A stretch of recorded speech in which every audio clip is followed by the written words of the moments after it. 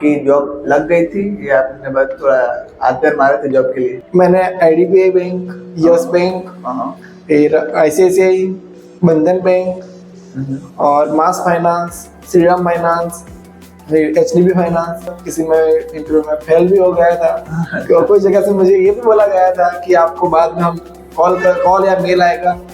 Okay. अभी जैसे कि अभी एआई का जमाना है, एआई धीरे धीरे दिन ब दिन बढ़ता जा रहा है, तो अगर बैंकिंग में एआई और ऑटोमेशन तो उसका प्रभाव क्या पड़ेगा? एज अ बैंकर मैं बोल सकता हूँ कि बैंकर की जॉब खत्म है। पहली जॉब कहाँ की थी आपने? डिजिटल बैंकिंग और ऑनलाइन ट्रांजेक्शन के बढ़ते हुए प्रभाव के बारे में आपका क्या ओपिनियन है? एक्चुअली में मेरे पापा है वो ऑटो ड्राइवर है। जब मैंने बैंक ज्वाइन किया उस टाइम मेरे पास नॉलेज के नाम पे बोलना जीरो था। नमस्कार दोस्तों, स्वागत है आपका टॉक टू धीरेन हमारा न्यू पॉडकास्ट शो में।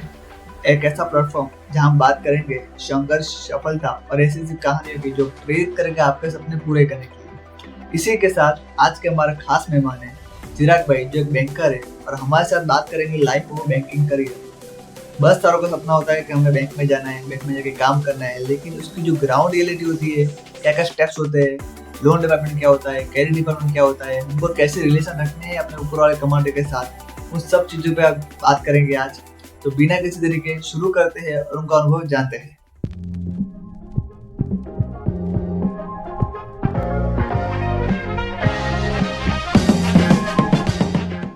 तो चिराग भाई का स्वागत है। कैसे हो सर आप? बढ़िया, आप कैसे हो सर जी? बस बढ़िया है। चिराग भाई एक बैंकर है और अच्छी खासी बैंकर है। आपको कितने साल का एक्सपीरियंस है अभी तक? 6 साल का। और आप कौन सी बैंक में अभी जॉब कर रहे हो? मैं करंटली अभी एक non banking finance company NBFC sector में रत्नम कैपिटल फाइनेंस में क्रेडिट मैनेजर। अभी क्रेडिट मैनेजर हो जी। जब आपने स्टार्ट किया तो कितने साल पहले स्टार्ट किया था आपने? मैंने 2018 में स्टार्ट किया था। वो भी मैंने Shriram city union finance company, जो भी एनबीएफसी कंपनी है, वहां से स्टार्ट किया था। तो आपकी जॉब लग गई थी या आपने बस थोड़ा हाथ पैर मारे थे जॉब के लिए? नहीं, मैंने तो जॉब के लिए बहुत स्ट्रगल भी किया। स्ट्रगल तो बहुत नहीं मान सकते, बट स्ट्रगल जरूर हुआ कि जैसे ही मेरा ग्रेजुएशन कंप्लीट हुआ 2018 में, उसके बाद मुझे जॉब की बहुत बोल सकते हैं बहुत ही रिक्वायरमेंट थी। तो उस टाइम कॉलेज के अंदर भी कैंपस में इंटरव्यू शेड्यूल भी हुआ था। बाद में वहाँ पे भी मेरा इंटरव्यू हो गया, बट कोई रिस्पॉन्स नहीं मिला वहाँ से।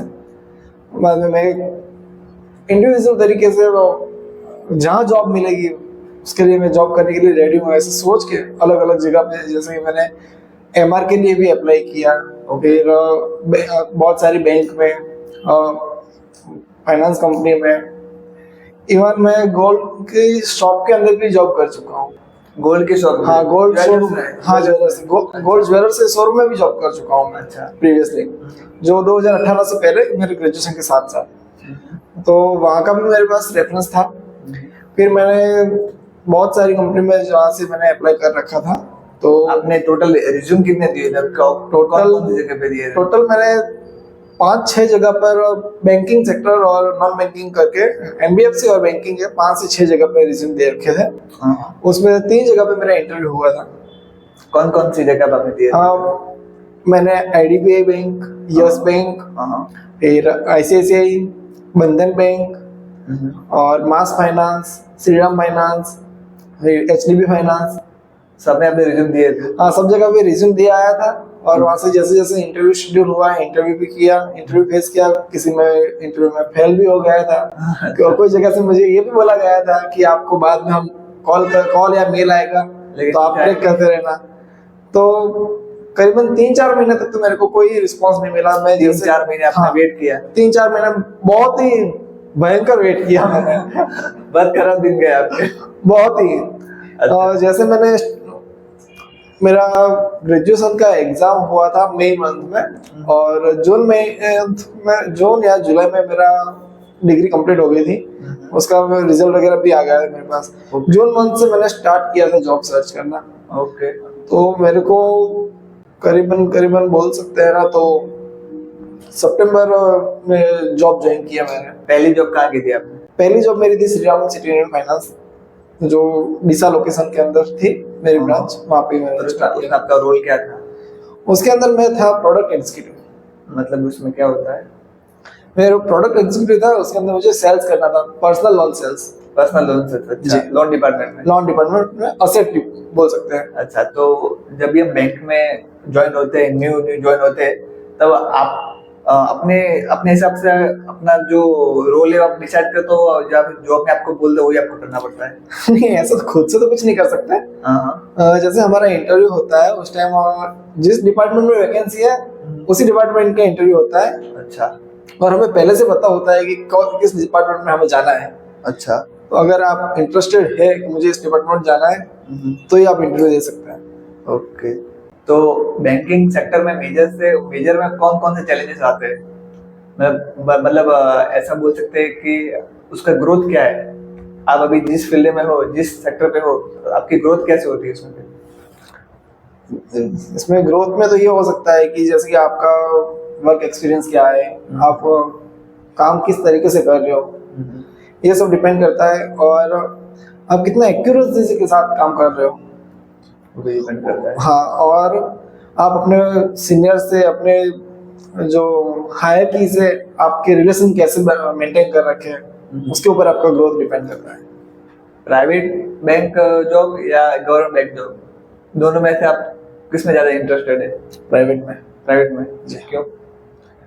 गवर्नमेंट के अंदर इतना मेरा कोई खास एक्सपीरियंस नहीं रहा है। नहीं रहा। अच्छा। बट गवर्नमेंट के अंदर जो आपको एक बैंक को थमा दी जाएगी, आप इस बैंक के अंदर हो, ये डिपार्टमेंट में हो, वो करते रहो। अपडेट कुछ नहीं है? पूरी लाइफ उसी काम में निकल जाएगी आपकी। अपडेट नहीं है ऐसा कुछ? नहीं, अपडेट ऐसे नहीं बोल सकते, अपडेट नहीं, उसमें भी अपडेट है। बट ये नहीं बोल सकते कि हम यही करेंगे। जो आपको थमाएगी काम वही आपको करना है। जैसे कि आपको किसी बैंक के अंदर मैं लाइक नाम तो नहीं लेना चाहता किसी बैंक का, बट आपको कहाँ पे बिठा दिया है, चलो आपको कैशियर का ही काम करना है। अच्छा। तो कैशियर का काम कर रहे हो, कैशियर का काम करो और साथ में लायबिलिटी सेल्स भी करो। कैशियर हर एक बैंक के अंदर, प्राइवेट हो या गवर्नमेंट हो, कैशियर में बिठाया आपको तो कैशियर के साथ लायबिलिटी सेल्स भी आएगा आपको। अच्छा। वो कर रहे हो आप, लाइफ टाइम वही करते जाओ, स्टार्ट टू रिटायरमेंट वही चलेगा आपका। अच्छा। उसके अंदर आपका प्रमोशन के भी चांसेस है गवर्नमेंट बैंक में। मैं ऐसे नहीं बोल रहा हूँ कि उसमें गवर्नमेंट चांस नहीं है गवर्नमेंट में प्रमोशन के, बट वो डिपेंड करते हैं आपके बॉस पर। वो भी ठीक है। और मैंने सुना है कि गवर्नमेंट जॉब में वो ट्रांसफर होते हैं, हाँ, एक शहर से दूसरे शहर, दूसरे शहर से तीसरे शहर। और गवर्नमेंट जॉब जो गवर्नमेंट बैंक की जॉब होती है तो वो उसका कोई लोकेशन फिक्स नहीं रहता है सर। उसके अंदर ये होता है कि आपका इंटरव्यू हुआ है, आपने चलो एग्जाम क्लियर कर ली, गवर्नमेंट की इंटरव्यू आपने क्लियर कर लिया, फिर पैन इंडिया आपको कहीं पे भी डाल सकती है गवर्नमेंट, किधर भी कहीं पे भी डालेगी और कोई भी प्रोडक्ट आपको और कोई भी डिपार्टमेंट में डाल देगी। तो ये तो एक दिशा अच्छा है कि आपको घूमने मिल जाएगा पैन इंडिया की तरफ से। लेकिन वो जो फैमिली वाले होते हैं उसको चलो मैं आपको एक क्वेश्चन कर रहा हूँ। आपको अभी आप गुजरात में बनासकांठा के अंदर डीसा सिटी में रह रहे हो। यस। आप अपना बिजनेस अच्छे खासे तरीके से कर रहे हो। चलो आपके पास बिजनेस भी नहीं है, चलो आप कुछ भी कर रहे हो, आपको मैं जॉब के लिए ऑफर दूं, आपको जॉब करनी है, आपको ये सैलरी रहेगी, आप इंटरेस्टेड हो जाओगे? यस। मैं ऐसे बोल दूंगा कि आपको यहाँ से नहीं, महाराष्ट्र जाके जॉब करनी है, जो यहाँ से 1000 या 1200 किलोमीटर है, और आपको विद फैमिली वहां शिफ्ट होना है, आप हो जाओगे? थोड़ा सोच तो करेंगे, थोड़ा चैलेंजेस आएगा ना। यस। बस यही है।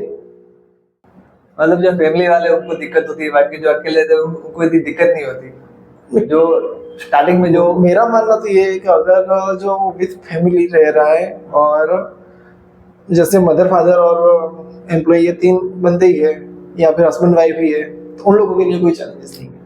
अच्छा। क्या है कि मदर फादर रिटायर है और जो बंदा है खुद से जॉब कर रहा है तो वो कहीं भी जाके जॉब करेगा, तो अपने मदर फादर को और अपनी फैमिली को साथ में लेकर शिफ्ट हो सकता है वहाँ पे। बट अगर सिंगल पर्सन ये वो उसकी फैमिली को छोड़ के अकेला इंसान जा रहा है वहाँ पे, तो वहां जाके वो सेट नहीं हो पाएगा। लेकिन वहाँ पे उसको सीखने भी लगा, बस कुछ सीखने को तो हर जगह पे मिल जाता है। अच्छा। वो क्या बोलते हैं तो कुछ मेजर नहीं करता है कि वहाँ पे ये मैटर नहीं है, ये मैटर नहीं करता है कि सीखने को कहाँ से मिलेगा, कैसे मिलेगा, कब मिलेगा। कोई भी बैंक में आप ज्वाइन करोगे तो आपका ट्रेनिंग तो होना ही है, चाहे आप कोई से भी लोकेशन में हो, पैन इंडिया कहीं पे भी हो, आपको ट्रेनिंग तो दी जाएगी, फिर वो डिपेंड करता है आपकी मेमोरी पावर पर कि आप कितना कैप्चर कर पा रहे हो। सही बात है।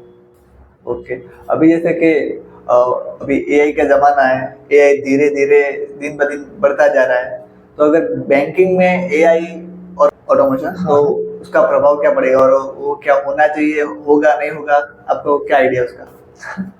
ये काफ़ी इंटरेस्टिंग सवाल है आपका, एआई और ऑटोमेशन, जो काफ़ी हद तक बहुत सारे बैंकों ने ऑटोमेशन वाला सिस्टम अपडेट कर लिया है। इंडिया में, इंडिया के अंदर है, बट बहुत ही कम रेशियो में है। जो कि जैसे लोन लेने जा रहे हो आप लोग, तो सिर्फ डायरेक्टली अपने मोबाइल से अपने एप्लीकेशन फॉर्म वगैरह फिलअप कर लिया, स्कैन करके डाल दिया डॉक्यूमेंट्स वगैरह। ओके, वो कैप्चर करके सीधा क्रेडिट मैनेजर के पास या फिर क्रेडिट मैनेजर के पास चला जाएगा। तो ऑटोमेशन ही है, और क्या है, वो चल रहा है, जिससे टाइम को बहुत कम जा रहा है और कम टाइम के अंदर आपको रिजल्ट अच्छे मिल रहे हैं। तो एआई और ऑटोमेशन जो आ गया सब बैंक में, तो उसकी वजह से जॉब्स पर और कस्टमर पर क्या इम्पैक्ट पड़ेगा? जी, एआई और ऑटोमेशन आने के बाद से कस्टमर सर्विस एकदम इजी हो जाएगी, बट इसका एक साइड इफेक्ट ये है कि एज अ बैंकर मैं बोल सकता हूँ कि बैंकर की जॉब खतरे में आ सकती है। बैंकर की जॉब खतरे में आ सकती है, श्योर, मेरा मानना ऐसा है। हाँ। बाकी फिर आरबीआई है या फिर कोई भी बैंक है कुछ नया अपडेट लेके आए तो मैं बता नहीं सकता, बट जो काम इंसान कर रहा है, 5 इंसान मिलकर काम कर रहा है, वो एक इंसान का एक ही ऑटोमेशन एक दिन में काम कर लेगा जो 5 इंसान एक दिन में काम कर रहे थे। सही बात है। तो आप जैसा बोल रहे हो कि एआई और ऑटोमेशन जो इंडिया में आ गया, तो उसकी वजह से जॉब से बहुत सारा खतरा आ सकता है। हाँ, तो आप जब ज्वाइन हुए थे बैंक में, तब आपकी परिस्थिति कैसी थी? आप मिडिल क्लास से, लोअर मिडिल क्लास से, या एक अच्छे घराने से आते थे? नहीं, मैं रिचेस्ट फैमिली से बिलोंग बिल्कुल भी नहीं करता हूँ। हाँ, मैं एक मिडिल क्लास बोल सकते हैं। Middle class to lower middle class भी बोलेंगे तो वो भी कोई गलत बात नहीं है। ओके। एक्चुअली में मेरे पापा है वो ऑटो ड्राइवर है, अभी तो भी ऑटो ड्राइवर है। अच्छा, तो आप उस हिसाब से अंदाजा लगा सकते हो कि मैं हाँ, किस फैमिली से बिलोंग कर रहा हूँ। अभी जब अच्छा खासा कमा रहे हो, तो आपने कभी बोला नहीं कि अभी पापा को ये काम छोड़ दोगे? तो बहुत बार बोला पापा को, और पापा बोल रहे हैं कि मैं ये काम छोड़ दूंगा तो करूंगा तो क्या? घर पे फ्री बैठ के मैं क्या करूंगा, बोर हो जाऊंगा, और मैं घर पे बैठूंगा मैं बीमार हो जाऊंगा, पापा का मानना ही है। अच्छा, तो अभी कोई उन पे प्रेशर नहीं है, और वो ऑटो चलाते हैं तो सिर्फ आने जाने के लिए, खुद से बाहर घूमने के लिए चलाते हैं, बाकी और कुछ छोड़। हाँ, सही बात, वो माइंड फ्रेश होता है थोड़ा बहुत। हाँ, वो अपने घर में बैठे रहेंगे तो वैसे ही वो कंटाल जाएंगे। हाँ, वो बोलते हैं कि मैं घर में औरतों के साथ बैठ के करूंगा भी है। घर में, सही बात है। और अब कितने भाई बहन हो टोटल? हम टोटल 5 भाई बहन हैं। 5 भाई बहन है जी। अब आप भाई कितने हो पहले? मेरी 3 सिस्टर है बड़ी, उसके बाद में हम 2 भाई हैं। 3 बहनें पहले, फिर आप 2 भाई हैं। हाँ। आप बड़े, आप छोटे? नहीं, मैं 4th नंबर पे। अच्छा, आप बड़े हो मतलब। हाँ। और आपका एक और छोटा भाई? हाँ, मेरा छोटा। वो क्या करता है? वो अभी आईसी इंजीनियर है। IC engineer? वो किधर, इधर डीसा में ही? और नहीं, डीसा में कोई स्कोप ही नहीं है आईसी का। वो अभी बड़ौदा में। बड़ौदा पे? अच्छा, जिसकी सैलरी कितनी है अभी? उसकी सैलरी, वो तो सैलरी में जस्टिफाई नहीं कर सकता। हाँ, अच्छा खासा कमा लेता है। खर्चा दाल रोटी का निकल जाता है। दाल रोटी बिल्कुल निकल जाता है। मैं ये नहीं बता सकता कि क्या इनकम है। अच्छा, आपको मालूम नहीं है? अब ये करने जा रहे हो? नहीं, मेरे को मालूम है। मैं ना मेरी इनकम किसको बताता हूँ, ना मैं आपसे भी नहीं पूछूंगा कि सर आप कितना कमा लेते हैं। अच्छा, ये बात आपकी सही कही है। एक जेंट्स अपनी इनकम नहीं बताएगा और एक लेडीज अपनी एज नहीं बताएगी। बस सही है। ओके, तो हम बढ़ते हैं अपने नेक्स्ट क्वेश्चन की तरफ। जी सर।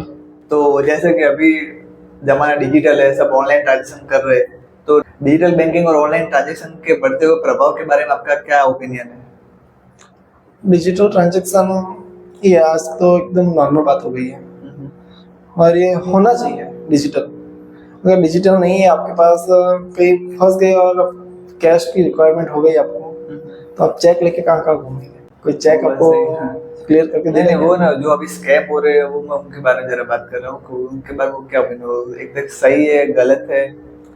स्कैम तो हर टाइप के स्कैम तो गलत ही है, बट एक सिक्योरिटी भी है साथ साथ। वो भी बात है। हर एक बैंक, इवन आरबीआई भी सिक्योरिटी दे रहा है। तो उस सिक्योरिटी की गाइडलाइन के हिसाब से आज की पब्लिक अपडेट रहेगी तो कोई स्कैम होने वाला जैसे है भी नहीं। जैसे कि आरबीआई ने बोल रखा है कि अपना पिन नंबर, अपना यूपीआई पिन, ये सब किसी के शेयर ना करो किसी के साथ। आप शेयर कर दोगे तो आपके साथ फ्रॉड होना ही है। Okay okay. और अभी जैसे कि ना बैंक में ऐसा बोल, जब भी हम अकाउंट खुलवाते हैं जैसा बोलते हैं कि आपको इतना कम से कम इतना बैलेंस आपको रखना चाहिए, नहीं तो वो खाता माइनस में चले जाता है। अकाउंट माइनस हो जाएगा। तो अकाउंट माइनस तो वो होता है वो बैंक के, ऑब्वियसली होता है। वो मतलब वो क्या बोलते हैं कि बैंक के हाथ में है या नहीं है, वो कर सकते हैं ऐसा? आरबीआई का ऐसा रूल है कि मेरे हिसाब से वो नहीं कर सकते, बैंक माइनस कभी पे आपको पैसा नहीं कर सकते। माइनस नहीं कर सकते, बट उसका चार्ज लगता है, वो चार्ज तो पे करना ही होगा ना आपको। ओके, मतलब ऐसा चार्ज पे करना पड़ता है। चार्ज पे करना ही होगा। और अगर आपको पहले से बता चुके हैं कि आपका मिनिमम अकाउंट बैलेंस ये रखना है तो आप उस हिसाब से अकाउंट ओपन करवाओ ना। ओके ओके, नहीं वो भी बात सही है। तो जैसे कि बैंकिंग में कस्टमर पोर्टफोलियो बढ़ाने के लिए कौन सी स्ट्रेटेजीज का यूज किया जाता है? कस्टमर पोर्टफोलियो बढ़ाने के लिए सबसे अहम भूमिका है तो सेल्स एग्जीक्यूटिव की है। अच्छा, उसमें क्या होता है? जो सेल्स एग्जीक्यूटिव है वो लोग मार्केट में जाके एक ऐड करेंगे, ऐड करते हैं, फील्ड वर्क करते हैं, डोर टू डोर एक्टिविटी भी होती है। और डोर टू डोर एक्टिविटी होगी, उसके बाद कस्टमर्स को अपने बैंक के अंदर क्या क्या प्रोडक्ट है और प्रोडक्ट के साथ आपको क्या सर्विस मिल रही है, ये सब की फेस टू फेस बात करेंगे। उसके बाद कस्टमर से बात करेंगे, अपना पैम्पलेट देंगे, अपना विजिटिंग कार्ड देंगे, ये सब देके आएंगे। तो कस्टमर ऑब्वियसली 10 कस्टमर्स को मिलेंगे, आप 10 में से 1 या 2 कस्टमर आपके पास आने ही आने हैं। ओके, लेकिन तो ये ओपन मार्केट में से कस्टमर को अपने और अट्रैक्टिव करने के लिए ये एक्टिविटी होती है। ओके, लेकिन जब कस्टमर आपका अगर हो जाता है, उसका काम हो जाता है, उसके बाद जब वो बैंक में आता है तब आप उसको लाइन में खड़ा रख देते हो? नहीं और जो लंच टाइम आ गया था, बोलते लंच टाइम के बाद आना। नहीं, ये लाइन में लगाने वाली बात नहीं है। और लंच टाइम वाला सिनेरियो मुझे आज तक समझ नहीं आया कि ये पब्लिक की माइंडसेट क्या हो गई है। और इवन लंच टाइम जैसा बैंक में कुछ रहा भी नहीं है। और 4 एग्जीक्यूटिव है बैंक के अंदर बैठे डेस्क पर, कस्टमर सर्विस है, कस्टमर आए हैं तो चलो मेरा लंच टाइम है, मुझे लंच करने जाना है, तो मैं उस जगह पे आपको बिठा के जाऊंगा कि आप देख लो, फिर आप जाओगे तो किसी और को। ऐसे 10 मिनट 15 मिनट के लिए जाके वापस आके अपने डेस्क पे बैठ जाएंगे और काम करने लगेंगे। तो आप टिफिन लेके आते हैं या फिर घर जाके खाना खा के जाते हैं? नहीं, लंच बॉक्स लेके जाते हैं। सारे लंच बॉक्स लेके आते हैं? हाँ, लंच बॉक्स लेके आते हैं। क्योंकि लंच बॉक्स का टाइम कितना होता है एग्जैक्टली? 20 मिनट 25 मिनट, तो इतना ही होता है। वो अपने पे डिपेंड करता है आप कितनी स्पीड से खाना खा लेते हो। सही बात है। और आपको एक कोऑर्डिनेट करके रहना पड़ता है अपने कलीग्स के साथ कि आप खुद 2 घंटे के लिए चले गए और वो बेचारा भूखा ही बैठा है। हाँ, वो भी बात सही है। वो एक अपने अंदर भावनात्मक विचार भी आना चाहिए ना, उस पर डिपेंड करता है। वो बात सही है। तो ये जो बैंक मैनेजर है, ब्रांच मैनेजर है, तो उसको मतलब क्या वो प्रमोशन मिलता रहता है क्या? आपके काम पे डिपेंड करता है? प्रमोशन मिलता रहता है, अपने काम पे भी डिपेंड करता है। और एक विंटेज के बाद कोई प्राइवेट बैंकों के अंदर ये भी है कि विंटेज होने के बाद आपको कंपलसरी प्रमोशन मिल भी जाएगा। मतलब आपके ऊपर डिपेंड करता है आप कितना अच्छे से काम करते हो। हाँ, मैं क्लियर कर तो बोल रहा हूँ आपको कि काम पे भी डिपेंड करता है, अपने सीनियर्स पे भी डिपेंड करता है। और कोई बैंक के अंदर विंटेज के हिसाब से भी प्रमोशन दिया जाता है। जैसे आप कुछ काम मत करो भले ही, जैसे आप अभी लेवल 1 पर हो आपको, और आप जिस इंस्टीट्यूट में काम कर रहे हो वहाँ पे आपको 3 साल बाद कंपलसरी प्रमोशन मिल लेंगे, काम करो या ना करो। अच्छा। हाँ, और आपके जो सीनियर्स है वो अच्छे हैं, सॉरी सीनियर्स सारे अच्छे होते हैं, आपके रिलेशनशिप और सीनियर से अच्छी है तो आपको प्रमोशन मिलना ही है। अच्छा, प्रमोशन मिलना है, बट उस प्रमोशन को आप हजम कर पाओगे नहीं कर पाओगे वो आप पे डिपेंड करता है। अच्छा, ओके। कस्टमर और बैंक दोनों का लॉन्ग टर्म रिलेशनशिप किस चीज पर डिपेंड करता है आपके हिसाब से? कस्टमर सर्विस पर। और किस चीज़ पर रहेगा। कैसी सर्विस, कौन कौन सी सर्विस? जैसे कि कस्टमर का अकाउंट ओपन करवाया हुआ है बैंक के अंदर, हाँ, तो उसको ऑन टाइम सर्विसेज मिलती रहेगी, तो वो लॉन्ग टर्म चलना ही है। सर्विस मतलब कैसे कैसे सर्विस? जैसे कि कस्टमर का यहाँ पर अकाउंट है बैंक के अंदर, कोई भी बैंक के अंदर अकाउंट है, मैं स्पेसिफिक कोई बैंक का नाम नहीं ले रहा हूँ, कोई भी बैंक के अंदर अकाउंट है, तो उसके अंदर कस्टमर अपना ट्रांजेक्शन करेगा, तो उसको ट्रांजेक्शन का मैसेज वगैरह मेल ऑन टाइम मिलता रहे। फिर आएगा बैंक के अंदर, तो कोई भी जैसे केवाईसी भी अपडेट करवाना है तो लाइन में खड़ा कर दो आप, या फिर 3-4 बार आए बोल रहे हो सॉफ्टवेयर नहीं चल रहा, ये नहीं चल रहा है, कस्टमर आएगा वापस जाएगा, ये सब चीज लॉन्ग टाइम रिलेशनशिप नहीं रहेगी, तो बिल्कुल मेंटेन नहीं रहेगी। बैंक को कस्टमर के साथ लॉन्ग टर्म रिलेशनशिप रखना है तो सबसे पहले यदि सर्विस उसको बेस्ट रहनी है। हाँ, बेस्ट क्लियरेंस हो गए, चेक्स हो गए वगैरह, जो भी कस्टमर्स के चेक वगैरह है तो ऑन टाइम रिलीज कर दो आप। मतलब कस्टमर को वेट नहीं करना चाहिए। कस्टमर को बिल्कुल भी जो टेट है बैंक का, उस टेट के अंदर काम हो जाना चाहिए कस्टमर का। जैसे भी क्लियरेंस का चेक है T+2 डेज, तो T+2 के अंदर क्लियर हो जाएगा, तो इजी है और कुछ नहीं है। और RTGS NEFT ये ऑन टाइम हो जाना चाहिए, जैसे कस्टमर देके गए उस हिसाब से हो जाएगा।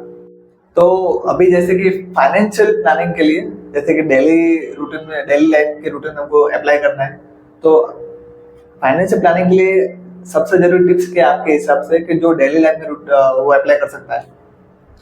तो उसके अंदर जो आपका अकाउंट्स है, तो एक तो आपका जो बैंक अकाउंट है उसको आप जाके बैंक के अंदर अपडेट करा लो ऑटो स्वीप FD में।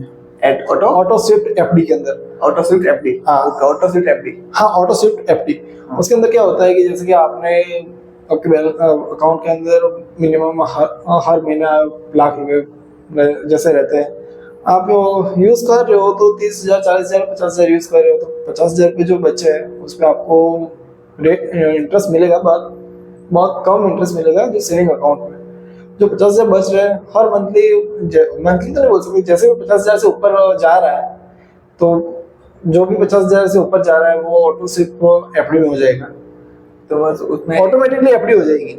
अच्छा, तो उसका मतलब इंटरेस्ट ज्यादा मिलेगा। हाँ, जो FD होगी वो उस अमाउंट पे आपको इंटरेस्ट रेट ज्यादा मिलेगा। लेकिन जैसे कि हमारे जैसे middle class, lower middle class होते हैं जो 5,000 10,000 का भी कर सकते हैं उसमें कर सकते हैं हाँ इजीली। हाँ, वो भी हो सकता है। साथ में आप सिक्योर इन्वेस्टमेंट करना चाहते हो तो RD भी ओपन करवा सकते हो, जो रिकरिंग डिपॉजिट अकाउंट RD। हाँ, क्या नाम, फुल फॉर्म क्या बोला? Recurring deposit. रिकरिंग डिपॉजिट, हाँ। अच्छा। जो आपने सुना होगा कि जो विलेजर्स के अंदर एक पोस्ट का एजेंट आता है गांव के अंदर, हाँ गांव के अंदर या फिर छोटी मोटी जो कॉलोनीज होती है, जब वहाँ पे एक पोस्ट का एजेंट आता है, हर महीने 500 रुपए 1,000 रुपए कलेक्ट करता है, कार्ड के अंदर एंट्री करके देके जाता है। वो बोलेगा 5 साल के बाद आपको इतना मिलेगा, 6 साल के बाद आपको इतना मिलेगा। वही सेम चीज बैंक भी कर रही है। अच्छा, उसे रिकरिंग डिपॉजिट बोलते हैं। वो स्टार्टिंग आप मिनिमम 500-1,000 रुपए से भी स्टार्ट कर सकते हैं। ओके, एक अहम सवाल, जैसे कि जो स्कैम्स चल रहे हैं उसमें बोलते हैं कि बैंक में से फोन आया था, क्या आपको ये करवाना है, वो करना है OTP के लिए, तो क्या कभी भी बैंक किसी कस्टमर को फोन करता है? नहीं, बैंक कभी कोई कस्टमर को कॉल करके OTP या फिर अपना पिन नंबर नहीं मांगता। नहीं मांग भी नहीं सकता, मांगता भी नहीं है। और आप कस्टमर्स को, बहुत से कस्टमर्स को मैसेज आते हैं, फ्रॉड मैसेज आते हैं बैंक के नाम से कि चलो इस बैंक का है, और मैसेज है कि आपका अकाउंट फ्रीज हो गया, अनफ्रीज करने के लिए लिंक पर क्लिक करें। और बैंक कभी ऐसा मैसेज नहीं देता भी नहीं है। और जो मैसेज आया है उस मैसेज को आप गौर से देखो, 10 डिजिट न्यूमेरिक नंबर से मैसेज होगा। बैंक कभी न्यूमेरिक नंबर से मैसेज नहीं करता। हाँ, वो लिखा हुआ BOI SBI ऐसा कुछ लिखा, हाँ ऐसे बैंक का नाम लिखा। हाँ, बैंक के हिसाब से जो बैंक अपना एक कोड वर्ड यूज करता है मैसेज में, बस वही रहेगा। और न्यूमेरिक नंबर से कभी कोई बैंक मैसेज नहीं करती। ओके। तो जैसे कि किसी को भी लोन करवाना है तो वो एजेंट या ब्रोकर के थ्रू कराए या डायरेक्ट बैंक के पास चला जाए? दोनों में से बेटर कौन सा है? ये डिपेंड कर रहा है कि किस टाइप की लोन है।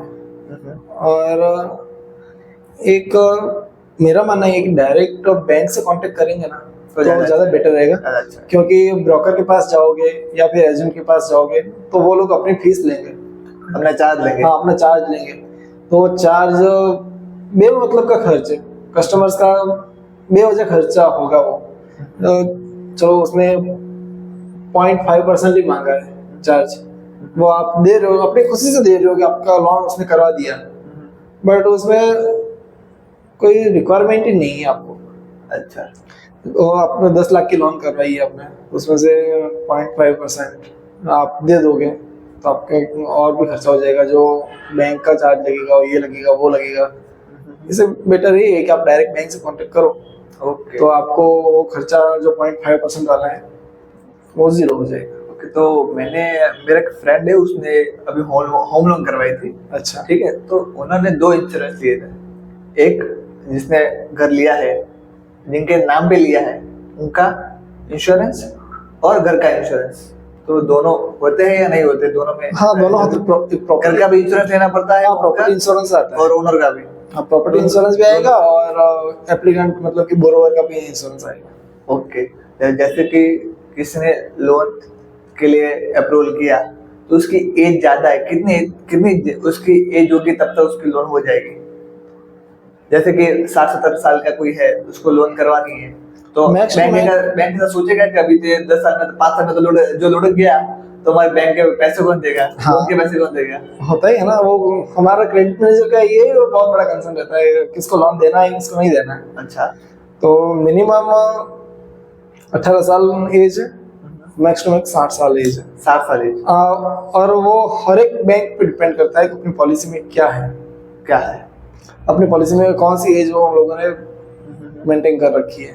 तो अभी अपडेट में जो अभी मैंने ऐसा सुना है कि अभी जैसे कि आपने होम लोन लिया, ठीक है, कुछ साल में वो ओनर मर गया, तो अभी जिसके नाम पे अभी वो आएगा, नॉमिनी में जिसका नाम है, तो लोन उसको भरने की होगी। हाँ, उसके अंदर आपने प्रॉपर्टी इंश्योरेंस और बोरोवर का इंश्योरेंस नहीं ले रखा है। तो प्रॉपर्टी इंश्योरेंस चीज एक अलग है, बोरोवर का इंश्योरेंस अलग है। वो क्या है बोरोवर मतलब? बोरोवर मतलब कि जो एप्लीकेंट है जिसके नाम से लोन है, वो ओनर उसका इंश्योरेंस होना चाहिए। हाँ, बैंक के थ्रू। हाँ, लोन लिया तब से, और तो उसने लोन ले रखी है। हाँ, इंश्योरेंस भी है, और जो प्रॉपर्टी का ओनर है इंश्योरेंस ले रखा है, बट उसने सुसाइड कर लिया तो उसका कोई क्लेम नहीं होगा। तो आपको लोन भरनी है। लोन आपको नॉमिनी को भरनी है। और चलो नेचुरल डेथ हो गई या एक्सीडेंटल डेथ हो गई, हार्ट अटैक आ गया वगैरह। हाँ, हार्ट अटैक भी एक एक्सीडेंटल डेथ ही है। ओके। वो हो गया तो इंश्योरेंस कंपनी आपका क्लेम पास कर देगी, तो आपका डायरेक्ट जो भी लोन अमाउंट है वो लोन माफ हो जाएगी। मतलब लोन पेड हो जाएगी। माफ कुछ नहीं होता आज के जमाने में, मतलब पेड हो जाएगी। जो इंश्योरेंस कंपनी के जैसे क्लेम आया है, अच्छा, जैसे कि आपका 5 लाख भरने बाकी रह रहे और 6 लाख 7 लाख रुपए आपका क्लेम पास हुआ है, तो 6-7 लाख रुपए में से 5 लाख वहां जाएगा, आपकी लोन अमाउंट जीरो हो जाएगी, आपका लोन क्लोज वहां पर, और जो बचत के पैसे हैं आपके नॉमिनी को मिल जाएंगे। और प्रॉपर्टी इंश्योरेंस में ये है कि आपका 5 साल का 10 साल का जो भी इंश्योरेंस है, तो लोन नहीं है फिर भी आपको लेना है तो वो ले सकते हैं।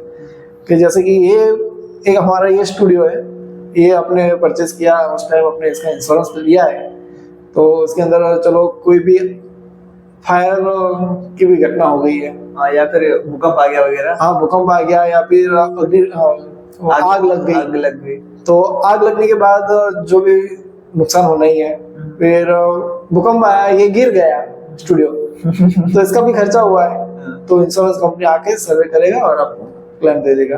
अगर आपके पास है नहीं तो आप अपने सर पे हाथ रख के सर कुटो। ओके, लेकिन ज्यादातर ऐसा केस में सुने जो, लेकिन जैसे कि आपने बोला कि आपकी प्रॉपर्टी का नुकसान हो गया, उसका इंश्योरेंस है, ठीक है, आपने आगे क्लेम अपने करने के लिए अपने प्रोसेस की, लेकिन वो लोग जवाब नहीं देते। नहीं, ऐसा तो ऐसा कुछ नहीं, आज तक मैंने तो ऐसा नहीं सुना कि वहां से खास करके ऐसा नहीं होता है कि नहीं, सर्वेयर बिल्कुल आएगा और आकर वो सर्वे करके जाएगा। हाँ, उसके अंदर बहुत सारे जो जो क्लेम रिजेक्ट हो रहे हैं ना, मेरे हिसाब से मैं बता रहा हूँ, जो क्लेम रिजेक्ट हो रहे हैं उसमें ये है कि आपने स्टूडियो ले रखा है, उसके अंदर फर्नीचर भी फुल फर्नीचर हो गया है और प्रॉपर्टी का इंश्योरेंस लिया है, और आप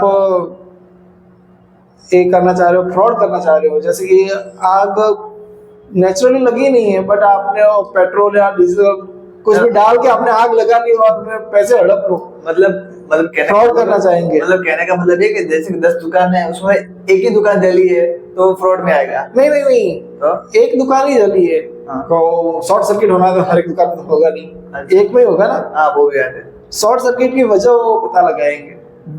और चलो यहाँ पे आग लगी है, ये टेबल पर ही आग लगी है, चलो इतना नुकसान हुआ है, सर्वे आएगा चेक करेगा, बट यहाँ से वो पेट्रोल की स्मेल आ रही होगी तो समझ ही जाएंगे ना कोई भी, सही बात है। पेट्रोल डाल के आग लगी। फ्रॉड करोगे जिस चीज में फ्रॉड होगा उसमें नहीं होगा। अच्छा। और ऐसे ही वो इंडिविजुअल इंश्योरेंस के अंदर है, एक्सीडेंट हुआ, डेथ हो गई, कोई बात नहीं, आपका इंश्योरेंस लिया आपने और फांसी लगा के टपक गया तो नहीं होगा, बिल्कुल नहीं होगा। क्या है, आपने उससे पैसे हड़पने के लिए किया है। सही बात है। तो ऐसे ही क्लेम रिजेक्ट होते हैं। ऐसे केसेस आते हैं आपके वहाँ पे? कभी कभार आता है, आते वुड मतलब ऐसा कह सकते हैं कि बस रेयर नहीं आते, पूरा लेकिन आते हैं। हाँ, पूरा सेटलमेंट करके फिर प्लानिंग की जाती है और केस आते हैं, बट पकड़े भी जाते हैं। बहुत कम आते हैं, बहुत कम आते हैं, बहुत ही कम। ईमानदार लोग ज्यादा है यहाँ पे। हाँ, इंडिया ईमानदार का ही है ना। तो जैसे कि आपका 6-7 साल का अब ये करियर है, तो उसमें क्या मेमोरेबल चैलेंजेस आए और आपने उसमें से क्या सीखा? मेरे 6-7 साल का एक्सपीरियंस है, जो कि मैंने पहले तो कंटिन्यू 3-3.5 साल तक श्रीराम सिटी यूनियन फाइनेंस में ही जॉब की है। श्रीराम सिटी यूनियन फाइनेंस, उसमें जॉब की? हाँ, 3 साल, 3.5 से 4 साल बोल सकते हैं। ओके। मैंने वहाँ पे जॉब किया है, तो वहाँ पर मुझे काम करना था पर्सनल लोन सेल्स, जो एग्जिस्टिंग कस्टमर का था, और टेलीकॉलर मेरे को लीड निकाल के देते थे कि ये इतने इतने कस्टमर्स है, ये इंटरेस्टेड है लोन के लिए, उनको लोन चाहिए। फिर हम उस पर क्रॉस कॉलिंग करते थे, तो उसमें से जो भी इंटरेस्टेड निकलते थे उनको इंटरेस्टेड रखते थे, मना कर देते थे कि नहीं हमें नहीं चाहिए लोन, तो उनको रिजेक्ट करके जान देते थे। उसमें से हम काम कर रहे थे। फिर एक टाइम ऐसा आया कि वो टेलीकॉलर्स भी हट गए और हमें जो सेल्स करना था सिर्फ जो टेलीकॉलिंग वाला था उसमें हम कॉलिंग करके कस्टमर्स को बुलाते थे, ये करना था। मतलब पहले आपको टेलीकॉलर आपको डेटा देता था बिल्कुल, कि आपको इन दिनों कॉल करना है, इनको आपको लोन करने वाला आपको अप्रोच करना है। हाँ, और वो एक टाइम पे हट गया। हाँ, एक टाइम पे हट गया, तो खुद से कॉलिंग करना, फिर एक सॉफ्टवेयर के अंदर अपडेट करना कि ये इतनी कॉलिंग की है हमने, ये सब करना। और उसके बाद भी हमें कलेक्शन भी दे दिया गया, जैसे कोविड आया। हाँ, कोविड के टाइम सेल्स तो बंद ही हो गया था, जैसे कि नया फंड नहीं करना है, जो भी है वो कलेक्शन करके ले आओ। तो कोविड के टाइम जो कलेक्शन करने गए ना, तो वो मेरे को बहुत ही मेमोरेबल सिचुएशन थी, बहुत ही क्रिटिकल घटना भी बोल सकते हैं कि हम लोगों ने कस्टमर्स को लोन दे रखा है कोविड के अंदर, कोविड के टाइम लोन दिया हुआ है और उसके पास से ईएमआई कलेक्ट करना है, रिकवरी करना है। अच्छा, रिकवरी दिया था हमें, तो कोई कस्टमर्स के हालात ऐसे बद से बदतर हालत हो गए थे कि उनके पास खाने को भी नहीं था, और हम ईएमआई लेने जाते थे तो वो लोग घबरा जाते थे हमें देखकर, तो हम लोगों को भी दया आता था। तो एक वो सिचुएशन थी। तो उस सिचुएशन में बाहर कैसे आया? तो जो कस्टमर्स की लोन रनिंग है और कोविड के टाइम से नहीं भर पा रहे, कस्टमर की इनकम ही बंद हो गई है, तो पेमेंट कैसे करेगा? तो उस टाइम ने आरबीआई के थ्रू से थी या फिर हमारी कंपनी के थ्रू से था, इसका प्रॉपर आइडिया मेरे को लमसम तो नहीं है, बट आई थिंक आरबीआई की गाइडलाइन थी, मॉरेटोरियम करके स्कीम चलाई थी। उसके अंदर ईएमआई जितने नहीं भर पा रहे वो लोन, जैसे कि 2 साल का है, 4 महीने ईएमआई नहीं भर पाएगा लॉकडाउन के दौरान, तो 4 महीने एक्सटेंड हो जाएगी लोन। वो एक आ गया था, तो उसके हिसाब से हम मतलब जो 2 साल और 4 महीने की जो लोन है, 2 साल की लोन है, तो 2 साल में आपको रिपेमेंट कर देना था, बट 4 महीने ऐसे आए कि उसके अंदर कस्टमर पेमेंट नहीं कर पा रहा है। ओके। तो पेमेंट नहीं कर पा रहा है तो उसका सिबिल भी खराब होगा, और हम जाके उससे ईएमआई भी कलेक्ट नहीं कर सकते क्योंकि उसकी इनकम बंद है। इनकम बंद है, कोविड चल रहा है। कोविड चल रहा है, घर में किसी कोई ना कोई कोविड पॉजिटिव भी था। तो उस टाइम मॉरेटोरियम करके आया था, तो मॉरेटोरियम जैसे कि 4 महीने नहीं भर पाए, तो 24 मंथ है, 24 प्लस 4 28 मंथ की लोन हो गई, और 4 मंथ जो नहीं भर पाए, तो 4 मंथ का उसको ना इंटरेस्ट लगा, ना कोई पेनल्टी लगी और ना सिबिल खराब हुआ, और ना ही सिबिल पे इफेक्ट हुआ। एक काम आरबीआई का हुआ, उस हिसाब से करके बाहर निकल पाए। अच्छा अच्छा, तो ये आपका मेमोरेबल मोमेंट था। हाँ। आपको जो आपको क्रिटिकल कंडीशन थी आपकी। हाँ, और जस्ट कोविड के बाद मैंने 2022 में हाँ। श्री राम कंपनी मैंने छोड़ दी। और क्यों वो ओके छोड़ा? ऑब्वियसली कोई भी छोड़ेगा तो फाइनेंशियल अच्छा, कंडीशन इंप्रूव करने के लिए छोड़ेगा। वो भी बात है। इनकम कम कर देने लगता है आपको? बहुत ही कम। ओके, उसके बाद आपने किस में ज्वाइन किया? और फिर मैंने आईसीआईसी बैंक में अप्लाई किया। आईसीआईसी? हाँ, आईसीआईसी बैंक में। ओके। और अभी? और आईसीआईसी बैंक के बाद मैं आईसीआईसी बैंक में आपने कितने टाइम तक जॉब किया? मैंने 1.5 साल जॉब किया। 1.5 साल जॉब किया जी। और अभी आप कौन सी कंपनी में हो? मैं अभी रत्नाफी कैपिटल फाइनेंस में हूँ, एज अ क्रेडिट मैनेजर। जी। ओके। तो जब आपने आईसीआईसी बैंक ज्वाइन किया तो कैसे ज्वाइन किया और कौन से डिपार्टमेंट में आप थे जब ज्वाइन किया? मैंने आईसीआईसी बैंक ज्वाइन किया जुलाई 2022 में। ओके। और मैंने अप्लाई कर दिया था बैंक के अंदर मई 2022 में। 1-2 महीने पहले? 2 महीने पहले मैंने ऑनलाइन एक ऐड देखी थी कि बैंक के अंदर ज्वाइन करना है तो कैसे करें। हाँ। एक फेसबुक के अंदर मैंने पढ़ा था। हाँ। तो उसके थ्रू मैंने करते करते चेक किया, फिर मेरे को पोर्टल मिला आईसीआईसीआई का, उसी के अंदर मैंने अप्लाई किया, मेरा एप्लीकेंट आईडी बनाया, मेरा रेज्यूमे अपडेट किया। अच्छा। फिर मेरे को मेल भी आया कि आपका ये इतने डॉक्यूमेंट्स पेंडिंग है अपडेट करने, अपडेट करो। अपडेट किया और मेरे को विदिन 3 या 4 डे बाद मेल आया कि आपका इंटरव्यू शेड्यूल है, इस तारीख को इंटरव्यू है आपका। और इंटरव्यू भी ऑनलाइन ही था। ओके। तो इंटरव्यू ऑनलाइन था, वो मैंने क्लियर कर दिया। उस टाइम मेरे को कुछ पता नहीं था कि कौन से डिपार्टमेंट में मेरे को दिया जाएगा। मुझे सिर्फ बैंक में जाना है। मेरे मन के अंदर ये चुल जाग गई थी कि मुझे बैंक में ज्वाइन करनी है। इच्छा थी मुझे बैंक में जाना। हाँ, एनबीएफसी में जॉब नहीं करनी, मुझे बैंक में जाना है। ओके। ऐसे सोच के मैंने बैंक में ज्वाइन अप्लाई किया। वहाँ पे अप्लाई करने के बाद इंटरव्यू भी हुआ और इंटरव्यू के अंदर बहुत सारे क्वेश्चन आंसर्स भी हुए। जो मैं श्रीराम में काम कर रहा था वो उसमें मेरे को सिर्फ और सिर्फ सेल्स बोला गया था। सेल्स के साथ ये करवा रहे थे, कभी कभार कलेक्शन भी देते थे, रिकवरी। बट मैं खुद से, हमारे जो हम सेल्स टीम थे, बट जो क्रेडिट मैनेजर, ऑपरेशन मैनेजर थे, उनसे एनी टाइम कनेक्टेड ही रहते थे। वो कैसे काम कर रहे हैं, क्या कर रहे हैं, तो वो सब मैं ध्यान रखता था और उनको भी हेल्प करने की कोशिश करता था। हेल्प तो नहीं बोल सकते, बट ये बोल सकता हूँ कि मैं कुछ ना कुछ नया सीखने की एक जिज्ञासा थी मेरे मन में। तो मैं क्रेडिट कैसे काम कर रहा है, ऑपरेशन कैसे काम कर रहा है, ये देख रहा था मैं। तो मुझे क्रेडिट का भी थोड़ा बहुत नॉलेज था, ऑपरेशन का भी था। तो वहाँ पे मेरे को ऑपरेशंस के बारे में पूछा गया कि ऑपरेशंस क्या करता है, कैसे करता है, बेसिक से क्वेश्चंस थे। और वहाँ पे आईसीआईसी बैंक के अंदर डीसा लोकेशन के अंदर अर्जेंट बेस पे एम्प्लॉय की रिक्वायरमेंट ही थी, और बाय चांस मैंने अप्लाई किया था और डीसा लोकेशन से ही था। ओके। और जो क्वेश्चंस उन लोगों ने मेरे को पूछा, मैंने आंसर्स दे दिए, तो मेरा सिलेक्शन भी हो गया और मैंने जुलाई मंथ में वहाँ पे ज्वाइन भी कर लिया। ओके। बैंक और फाइनेंस दोनों में फर्क क्या है? बैंक का और फाइनेंस के बीच में एक ही है कि बैंक जो भी फंड दे रही है वो खुद का फंड होता है। अच्छा। और एनबीएफसी है वो जो आप फाइनेंस कंपनी बोल रहे हो, फाइनेंस कंपनी आरबीआई से डायरेक्टली फंड मांगती है और लेती है।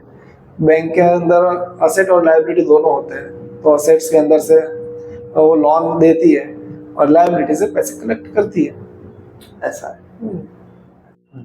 तो जैसे कि चिराग भाई, अभी आपकी नई शादी हुई है। जी, कांग्रेचुलेशंस के लिए। Thank you. लेकिन आप बैंक में जॉब के लिए गए उससे पहले आपका माइंडसेट था, जैसे कि माइंडसेट सबका होता है, हम सबका होता है कि बड़े बोल दे के पढ़ लिख लो, बैंक में जॉब करोगे, व्हाइट कलर होगा, सैटरडे संडे छुट्टी होगी, सुबह सुबह से शाम तक काम करने का होगा, फिर आप फ्री होगे। तो वो बैंक में ज्वाइन करने से पहले क्या होता है, बाद में क्या बस सब सेम ही होता है या कुछ डिफरेंट आता है उसमें?